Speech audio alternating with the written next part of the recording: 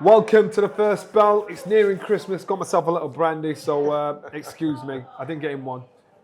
Well, listen. Because I'm a tight arse Yorkshireman. I'm Johnny Nelson, and this is Spencer Oliver. Rain, son. Are we gone? You know what? We need a catch up now. We need a proper catch up. Listen, there's so much going on, so much gone on, and so much to look forward to as well. I mean, let's kick it off. Let's kick it off with the Conor Benn stuff.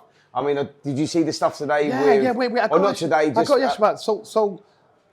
Rumor has it Simon threw you under the bus in regards to Conor. Well, rumor has it Simon's done a U-turn in regards to Conor. Well, so anyone that's seen Talk Boxing, so me and Simon done a show.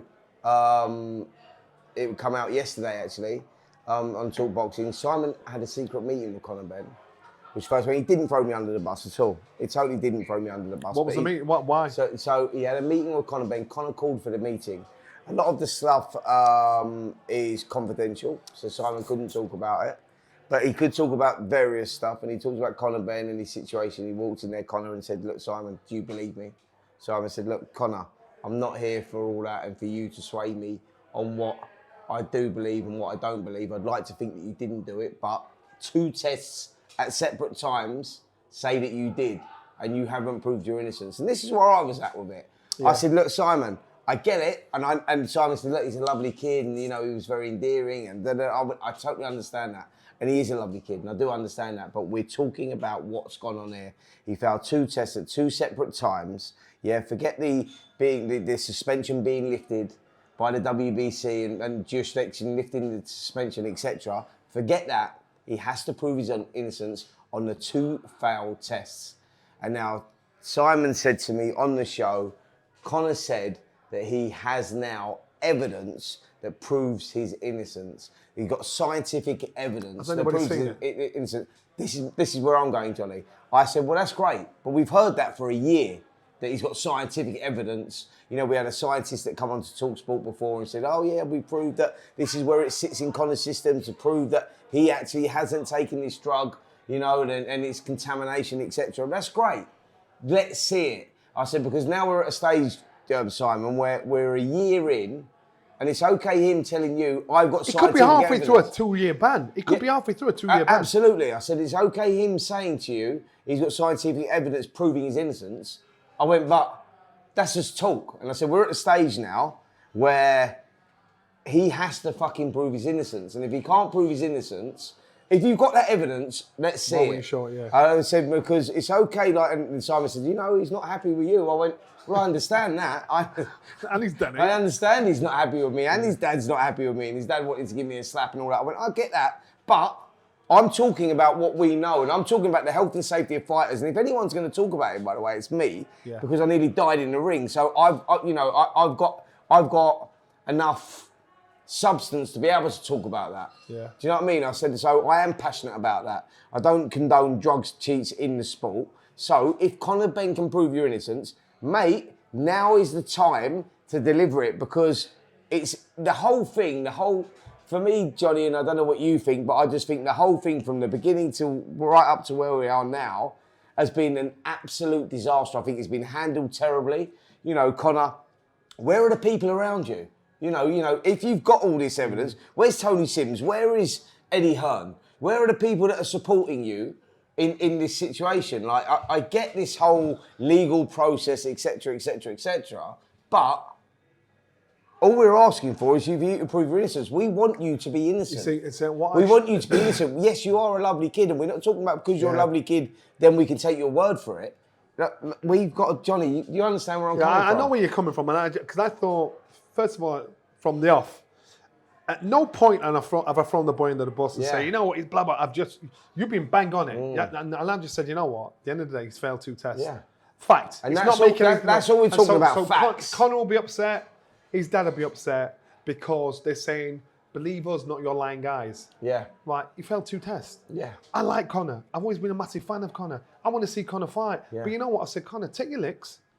Take the ban, put ego to one side. It could be halfway through a 2-year ban right now. Absolutely. So how this is damaged his career more than any cloud or suspicion of him taking gear, because he's had He's had one fight in that space of time. Yeah. So that's one. So now he's at the stage where he's saying that he's got evidence. I know, like you know, if you've got evidence, I ain't telling you on the slide. I'm saying I've got evidence. So why is nobody seeing the evidence? We've got to deliver it. And do you know what it is as well? And this is the other thing that you hear, not just from Conor, but from Eddie and all of his team as well. There's an agenda against Conor Benn. There's an agenda. At no point, I think I saw Sam Jones saying this as well. We've never seen this with anyone in the past that has actually taken a drugs test or has failed a drugs test. We've never seen this sort of witch hunt on a fighter before. Well, guess what? It's not that. It's because we're reacting to what they are saying. And also the facts, but also the fact that it is a case of, so Conor's failed the test, so we react to it. Well, listen, Conor, you need to, prove your evidence, prove your innocence, because the way you're at right now, you failed one test, you failed two tests, and you can't prove your innocence. Until you prove your innocence, we've got to take it as fact, right? So then all of a sudden it becomes a witch hunt because we're talking about it. So he says something, we respond to it. So do you understand? That's why it's become such a big issue. And unfortunately, his career is getting overshadowed by this. Absolutely, and it'll probably be tarnished for this. Which is a shame because I suppose it's like, I don't know, paying somebody off to get to it'll go mad for a while, and then to kill the story. So you'd have been better off to swallow it. Obviously, the issue is Eddie's saying he's fighting on February the 3rd. I don't believe that's going to happen. There are two reasons why I don't. They went to the board still said no. They've not changed their stance. Why would Chris Eubank Jr. jeopardise his career? Because there will be some kind of fine, suspension, or whatever for Chris if he fights against. Well, this is the penalty, Johnny. So why would he do it? It will be everybody that's involved that have got a British Boxing Board of Control licence. There's going to be some sort of penalty. So that's where the problem lies. And the way Chris has spoken about this, he's basically saying, well, if that's what you're doing, that's what you're doing. Why would he put that on his career? Because after the win against Liam Smith, now he's in a position where he can pick and choose. So therefore, he doesn't want to get into some kind of legal battle with the British Boxing Board of Control because he got involved in that fight's always there with Conor.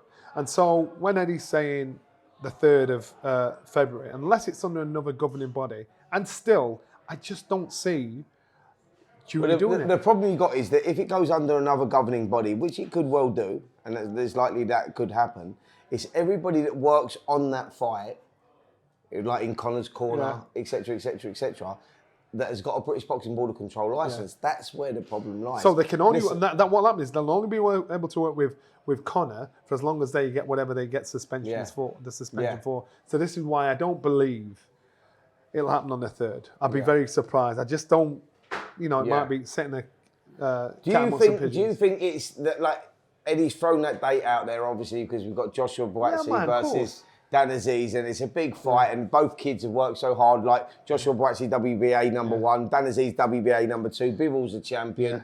They're fighting in a final eliminator. It's a big fight at the AO Arena. And do you think that Eddie's thrown that date out there to sort of boycott that one a little bit? I mean, because that's what it feels like a little bit.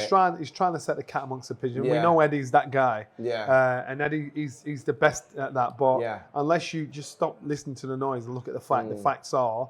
But all we want Conor Benn to do, I think you're in agreement here, is if you've got that evidence, show the evidence. Please just show it, because it stops us talking about it, because we're only talking about the facts. And we're only talking about the situation and the facts. And trust me, I'd like to see him fight. We all would. I'd like to see him fight. It's great for British boxing. Yeah, but I keep saying, just take your legs, man. It's just it's affecting your career.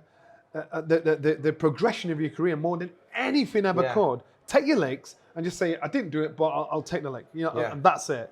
Unfortunately, this is pride. This is pride, and I just think, boy, you love fighting. Yeah, absolutely. It's such a shame. So that's what the meeting when he had with Simon, and like I said, Simon said. So why Simon? Why do you think this is a U-turn? He's not done a U-turn at all. I think that's what a lot of people picked up on and said that they felt that he'd become a little bit softer. What was the meeting? The meeting was about. It was confidential stuff, and Simon said, listen, some can be spoken about, some can't be spoken about, hence why he done it on our Talk Boxing show. Is he doing a deal with Simon? But, no, not at all. It's got to be, man. No, he's not at all. Simon just said, look, he spoke to the kid, and he said there was a lot of emotions going on. Like Conor, he saw the angry side of him, he saw the emotional side of him, you know, and Conor was like saying, listen, this is what they got. So back the way that Simon left it was, please do me a favour, Conor.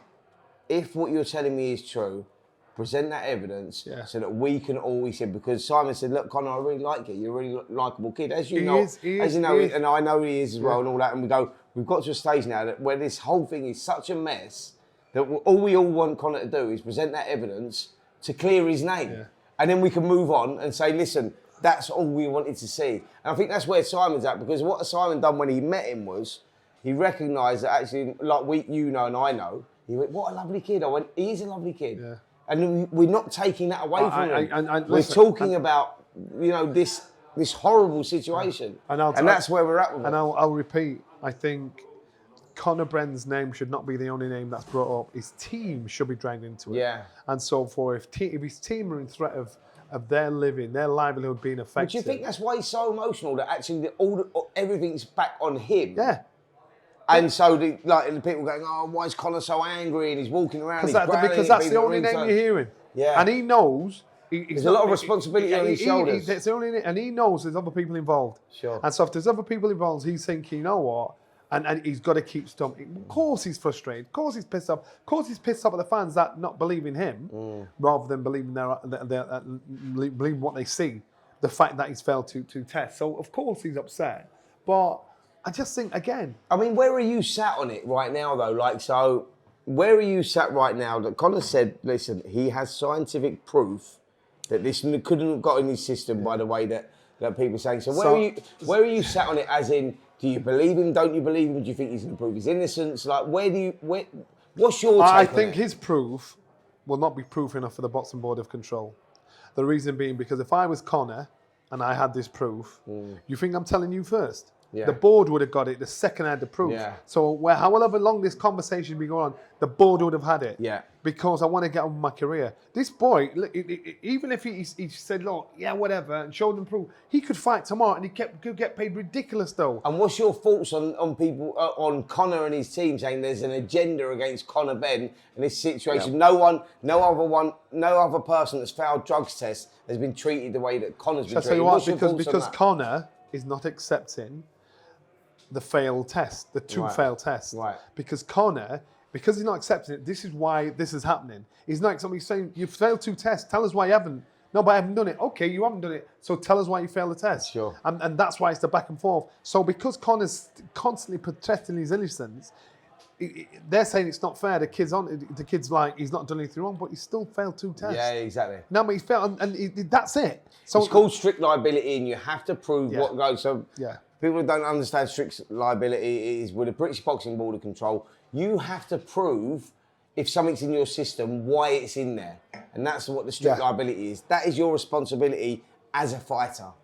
Yeah. And he can't prove that. And that's the big problem right now. And that's but why he says that he has proof now. Yeah. So if he has the proof, again, why would you be telling Simon Jordan? Yeah. Why would you tell the people that are involved in this, that can make that decision? Understood. And that's why I just think, Conor, man, it might be enough proof to you, but I don't think it's enough proof to get this thing shifted or whatever it is. So that's why I don't think he'll be fighting on the 3rd of February, or not against EUBANK anyway. Yeah. It might be on another license elsewhere, but that big show that's going on the 3rd of February, AZEEZ, Joshua BUATSI, real 50-50, both kids that have grafted to get to that stage. WBA number 1, WBA number 2. Obviously, the pot of gold is fighting Dimitri Bivol, pound for pound, one of the superstars in the sport. Where do you see that fight going? How do you see that fight going? I mean, that's a hard one, because I'm a big fan and I like both fighters.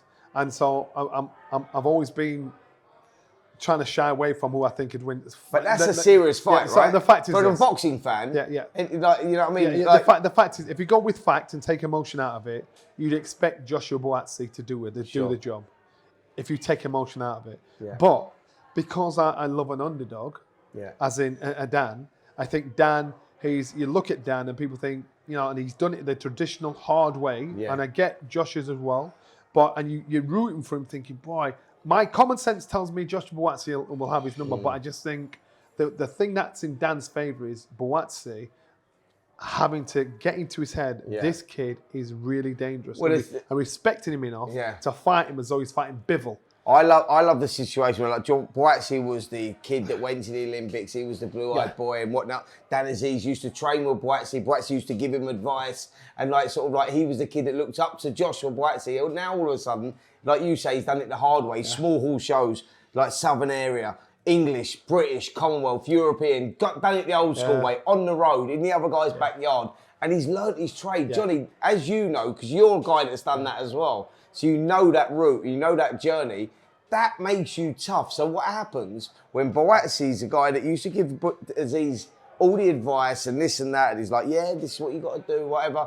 Like looks up to him. When they get in the fight and they get into round 7, round 8, and AZEEZ is still there, he's still plugging away, then it becomes a psychological battle. I mean, I'll tell you what, that's going to be tough for BUATSI to deal with. When BUATSI turns it on him and he fights doggedly back, Dan fights doggedly back, he'll think, what the hell? And he'll do it again. I'll do it again. And Dan's still there. Then all of a sudden, when you realise you're in deep shit, thinking, shit, man, this is like tougher than what I expected to be, that's when the fight will start to tell its story. Sure. But I just think the fight itself, great fight. 2 South London boys. I think I gather it's sold out. Sold out. Yeah. To me, it's a mad one. I think in regards to Conor and EUBANK, I think that's somebody trying to set the cat amongst the pigeons. Sure. Does that fight happen, by the way, Conor EUBANK? Well, it does happen eventually. Yeah, but I mean, on the 3rd. Not just yet. No, it doesn't happen yet. Listen, you use common sense. But as a businessman, EUBANK, as a businessman, why would he get himself involved in this when it would affect his career, his progression? Why would he do that? Sure. You know, so once my man's got his soul sorted out, so right, I'm involved. So he's not said a word. Sure. So we've heard from Eddie. Have we heard from Chris to say I'm fighting on the 3rd? Well, what we've heard from Eddie and we've heard from Conor and we've seen a little bit of back and forth on Twitter is they've going, sign the contract, sign the contract. But Chris has not, like, Chris is in a strong position right now because obviously he's world ranked. That's what I'm saying. And he's got opportunities as well. So why would he get involved in that? Yeah. You know, and that's just how it is. And it's sad to say, and I know Conor will be pissed off. Hey, yo, this. I'm just talking fact.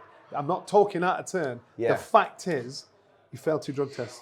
Yeah. And until it gets sorted out with the British boxing under control, you struggle to move on. You can't blame people to say, well, you know, you want us to believe you, and I want to believe it. You didn't do it, but you still failed the 2 tests.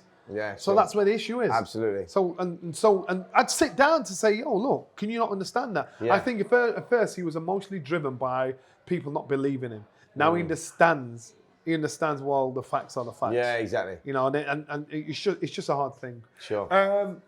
Couple of weeks' time, 23rd of December, you're in Saudi. Yes. How did you get that gig, man? Well, it's a TalkSport gig, man. It's a TalkSport gig. So actually, we're just waiting. So I've had conversations today. We will be there, whether they get the rights or whether they don't get the rights. I think we'll be going there anyway to do some stuff. I've been chatting to Otto WALLIN quite a lot. Yeah. Otto, who I've trained before in the past. Yeah. Lovely guy. You know, he met up with my uncle many years ago when he boxed Anthony Joshua at Alexandra Palace in the amateurs. He met up with my uncle. He become quite friendly with my uncle. My uncle, obviously, very friendly, trained Anthony Joshua, etc. So it's like a weird little mix there. But WALLIN is one of those guys. He's honestly potential banana skin, mate, because Otto WALLIN is one of those guys, southpaw, slippery, awkward, gets into a rhythm, difficult to break. Fair play for Joshua for taking this fight because but I don't know with what's on the horizon, it's a dangerous fight, you know. Why? Because I know people are trying to make it out so it's a hard job for Joshua with him being a southpaw. But remember what he did. No, but WALLIN can fight though. Yeah, he can fight as well. Like he's durable, and like you know, you remember the fight with Tyson Fury. He pushed Tyson Fury all the way. You know, he's just coming off a good win against Gassiev. Well, Gassiev was expected to win that fight, very heavy-handed. So WALLIN come through that one. So I got a third-hand phone call from Ben Davison, through Killer from our gym, and he's great great trainer. So he said Ben's a bit upset because you basically said about Joshua, you know, not training with him. And I said it was a bad move. And do you think it's a bad move, do you? Yeah, I do, yeah. I really? do. I used to do because... I think it's a good move. I don't... I'll give you my reasons why after you explain. Okay. So first of all, if you want to be the best, if you've still got ambitions to be the world champion, you make sure you have the best around you. Sure. Now Ben might be a good coach. And Ben, yeah, he threw onto the scene once he got in there with Tyson Fury, and Tyson Fury fought Wilder. But remember, Tyson Fury left him. Sure. So Ben's there. Ben's learning on the job. Ben has got to get to the stage where he's gone through enough experience, made fighters, built fighters from scratch to get there to say, you know what, he's the man. Yeah. There are more experienced coaches out there that can navigate, can understand that understand the mindset of fighters and know how to work with fighters of Joshua's stature, because he's world title ability. That Josh should think, you know, I'm going to go with him. To me, in my head, I wouldn't do that. Yeah. And I know it sounds like I'm kind of taking a bit of business away from Ben. Ben, you got to wait your turn, man. I don't think you expect. It's like me giving you a Porsche after you've been driving 2 years. Yeah, sure. Right? So you're gonna prang it. So I bought a Porsche for you. You pranged it. You think, oh well, I've only been driving 2 years, and so but I paid for the Porsche. So I'm the one that suffers. But down the line, you think, I'm not doing that because I banged Johnny's Porsche the last time. Yeah. What I'm saying is, any mistakes or any learning he's going to do, he's going to do it off the back of AJ. Yeah. AJ wants to finish the article of a coach that understands the mentality, the fight game. I don't want someone out that just say, "Yo, you want to do this?" He's a good apparently he's a good tactician in regards to gameplay in regards to that. That ain't good enough. See, to me, it's that. I get that because that's what you're all about, the psychological side. And I totally and that's get what that. Joshua's all about. I totally understand. Exactly. And I'll tell you why Joshua's teamed up with Ben Davison. So I'll tell you why. Because Ben Davison was in the corner with Tyson Fury when he boxed Otto Wallin. Yeah. Anthony Joshua is one of those guys that has always travelled around and trained with different trainers because he's like a sponge. As you know, he likes to absorb information from all sorts of people. Anthony Joshua chose Ben Davison because Ben Davison is there and he's going, well, Ben knows Otto Wallin. He knows his strengths and his weaknesses through the fight with Tyson Fury.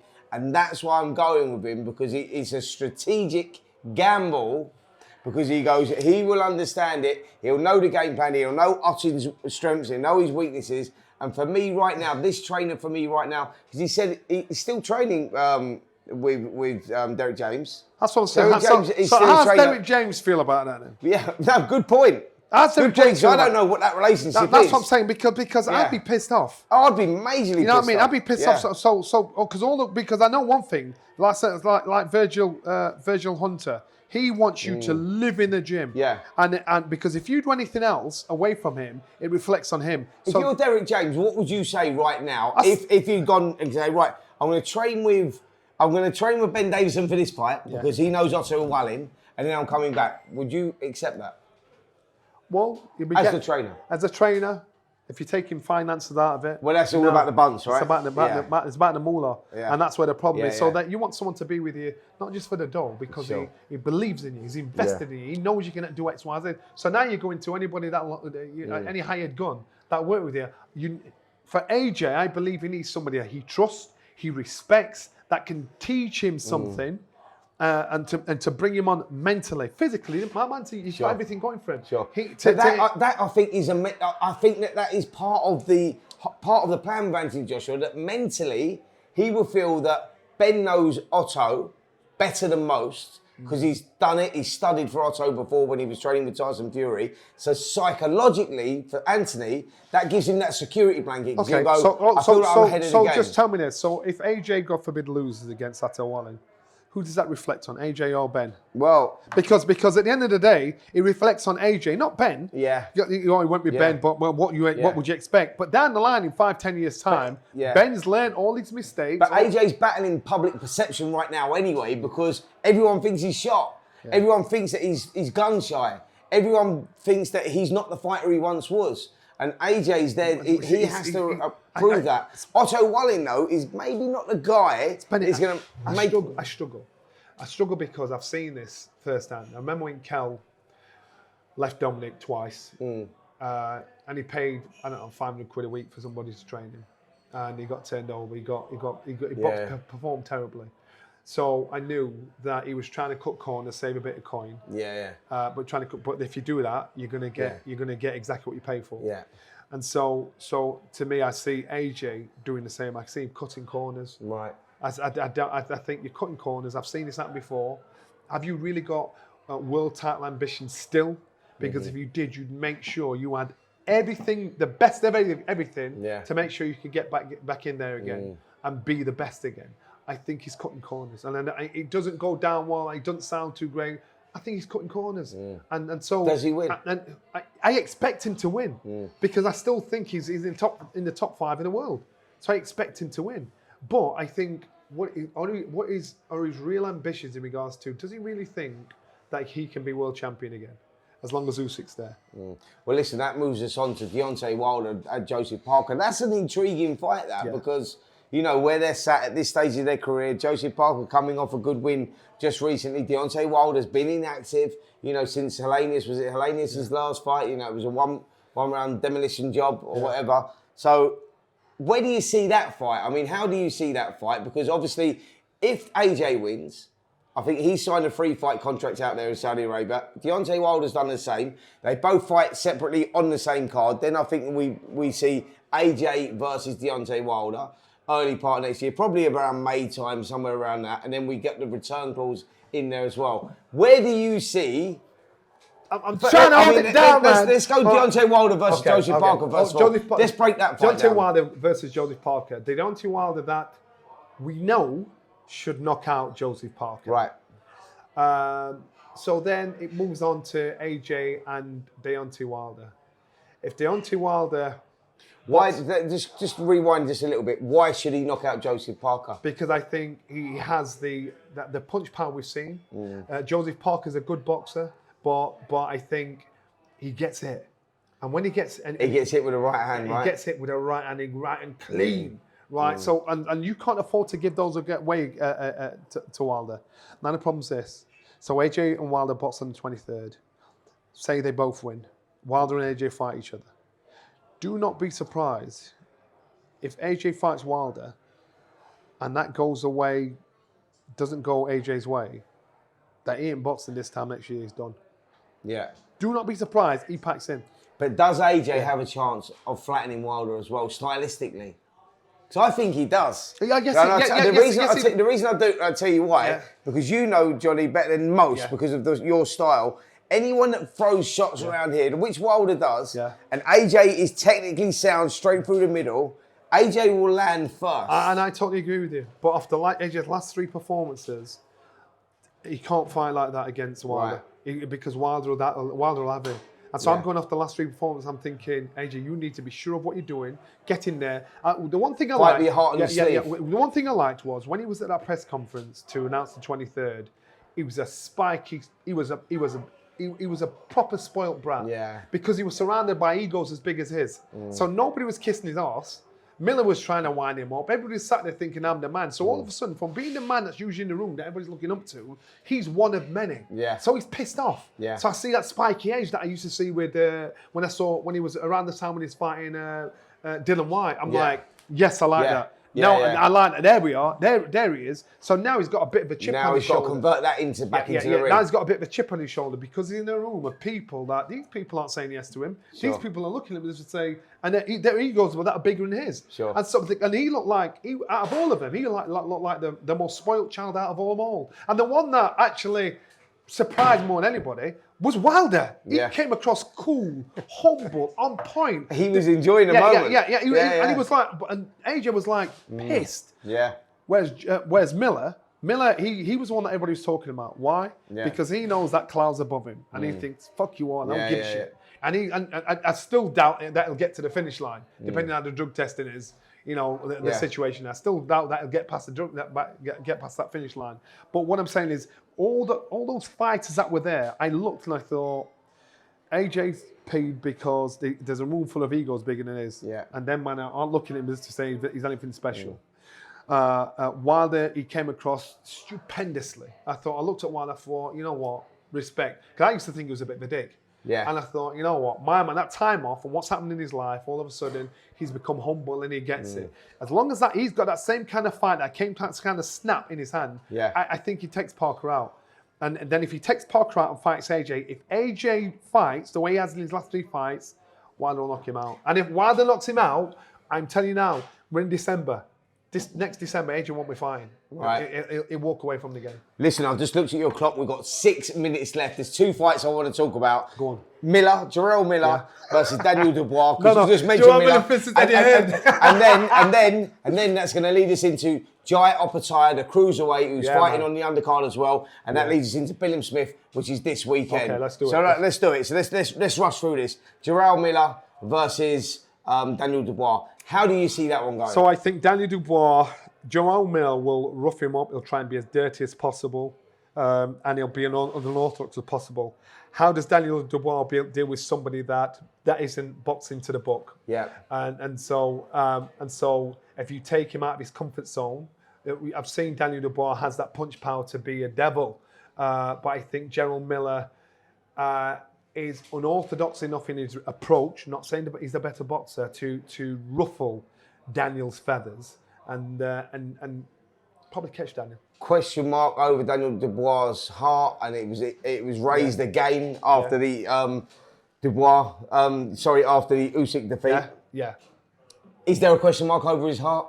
There's a question mark over his heart, and the thing is, I feel sorry for Don Charles because Don Charles is an amazing coach, and until he gets the right materials that listen to him, that get it, you will not know how good this guy is. Sure. And so right now, his heart and soul's in Daniel Dubois. And unfortunately, Daniel Dubois will not compliment Don Charles. He won't compliment him because the thing that Don Charles is trying to show him and tell him and nurture out of him, Daniel Dubois will not compliment it, and therefore that will reflect on Don. And Don's a wicked coach. He's a great coach. He's a great coach. Yeah. And I'm frustrated for him because Derek let him down. I think Daniel let him down. Yeah. And he's a frustrated trainer. And it'll take time. And one day he'll fall on a little dime and he'll say, Don Charles is a man. And he's a good coach. He's a great coach. Great coach. Fast forward. Jai Opetaia, Elizaro.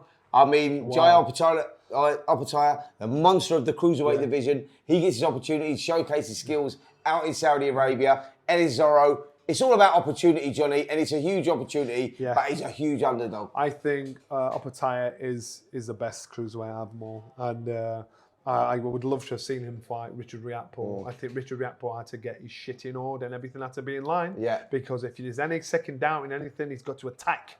Like we saw in his last fight, he's got to be on the hunt. He can't be thinking, shall I, shana? He's got to be on the hunt. He needs that attitude, that mentality. So I think he's the best out of all of them. I think he gets rid of Elizaro. Elizaro was in the tournament, the boxer tournament. Yeah. Good fighter. I think it's a massive, massive jump up for him, but he'll get paid a hell of a lot of money. Yeah. Chris BILLAM Smith's fighting this weekend. Billam Smith's against MASTERNAK. I'll admit, it's a tough fight, mate. When I saw this on paper, I thought, is it the same MASTERNAK? Yeah. I actually think MASTERNAK could beat him. Would you have taken that, by the way, as a voluntary? No. Stylistically, no. MASTERNAK, anyone that doesn't know MASTERNAK, he's like a bull. What I'm saying to you is this. So Chris has been in last two fights. They've been tough ones. They've been damaging fights. You think you'd give him. And why would you pick this guy? This guy is the guy people have avoided him and they've boxed him when they've had to box him. I asked Chris that question. I said, why did you pick Matthias MASTERNAK? I said, because this guy is an animal. We know that. He brings it. He's tough. He pushed Tony Bellew to the wire. He lost to Dorticus. Sparred with all of them. Dorticus in 2018 hasn't lost since then. I said, forget that he's been a pro 17 years. I went, he's matured like a fine wine. He's got better. He's had more knockouts than Chris has had fights. Yeah. He's never been out on his feet. He's been knocked out. He was on his feet. But Chris said to me, Spence, the reason I took this fight is because I'm world champion. It's elevated me to another level. Yeah. I want to test myself. I want to go in these unification bouts. I want Jai Opetaia. I want these ones. I want Golamarian. Yeah. I want these unification bouts. He said, so, when you're a world champion, he said, people like MASTERNAK, you have to get past. He's a former European champion. He said, so I have to deal with it. So you've got to respect that. I respect it, and I think it's his choice, because usually as it runs is you win the title, you get a gimme, then most fighters lose in their second defence because that's when you're up against somebody you can't avoid. Yeah. MASTERNAK is the guy that they only fight him if he's a mandatory challenger. It's a tough fight, and the problem is Chris will not get the credit he deserves for beating MASTERNAK because the public don't realise how much of a big deal, big honcho. This is his best opponent ever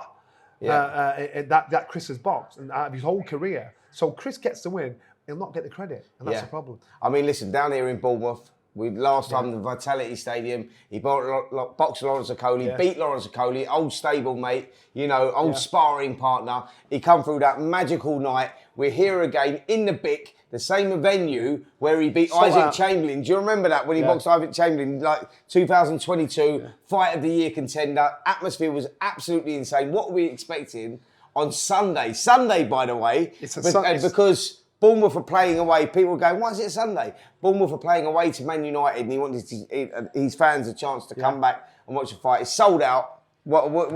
I think it's going to be packed out. I think it's going to be an unbelievable night. You cannot get tickets, point blank. And I'm thinking, unless you call Johnny Nelson. But I'm thinking, I want to come back down here. I need him to win because I actually like boxing down here. I love it. I think Box have done an amazing job getting boxing down here, and this is why Chris left his other promotion outfit to come here to box here. He's got an amazing fan base. So to me, I think Sunday night is going to be mad ass. I think Chris is going to be another tooth and nail fight, and I hope he pulls it off. I'm going to lean towards Masternak, but I just think that's how it'll go. I hope he proves me wrong. Listen, I'm going the other way. I've got one more fight. Hold on, I'm going the other way. Just quickly, I'm going Chris Billam Smith, stoppage, anywhere between rounds 8 and 10. Okay, we'll see how that. One more fight. Got one more fight. Quick. We're out of time. Eddie Hearn against General Miller. Oh, we missed that one out. That's for another time. Do you believe Eddie, by the way, that he said what he said there? Because I reckon he might have like. No, I do. I've known Eddie since we're 11 years old, and this guy used to be in the gym, in the dressing room, and when they go for the cafes with Herbie Hard and everybody. He knows boxers. He gets boxers. I believe him. Right. He can talk, but he can't back that shit up. Right. But I rate him. I thought, good on you, Eddie. The last person. It's time. It's time. Time. Hit him after the bell. You know what? I hope you're liking the channel. Please like, share, and subscribe. Just keep doing it. Back us up. Get involved.